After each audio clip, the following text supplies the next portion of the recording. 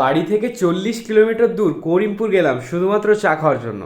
তো চলো ঘটনাটা প্রথম থেকে বলি, তাহলে সবটা পুরোটা ক্লিয়ার হবে। তো হেই গাইস, আজকে হচ্ছে বুধবার, আর বুধবার মানে ভাইপোর কুটকুটি।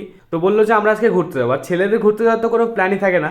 তো ফাটাকসা রেডি হয়ে চলে আসলাম, আর এটা হচ্ছে আজকে আউটফিট। কেমন লাগছে জানিও। তো শীতের সময় রাস্তায় ঠান্ডা লাগবে, দ্যাটস ওয়াই ভাইপো দি ডনের হেক্সা মানে ভাইপোর মতোই বড় গাড়িটা বার করে নিল।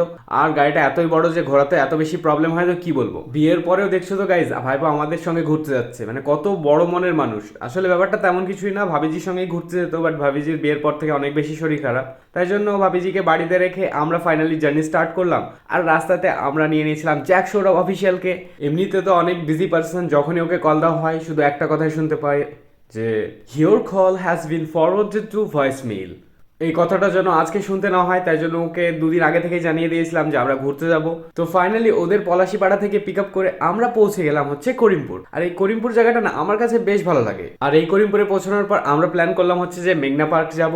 মেঘনা পার্কে গাইস এর আগেও গেছিলাম, বেশ সুন্দর লেগেছিল, তাই জন্য আজকের এই প্ল্যানটা আবার করা হলো। তো চলো, যেহেতু মেঘনা পার্ক এসেছি, তোমাদের সঙ্গে একটু ট্যুরও শেয়ার করবো। বিষয় হচ্ছে আমরা চা খেতে আসলাম 45 কিলোমিটার দূর। এটা হলো ছেলেদের পরিচয়।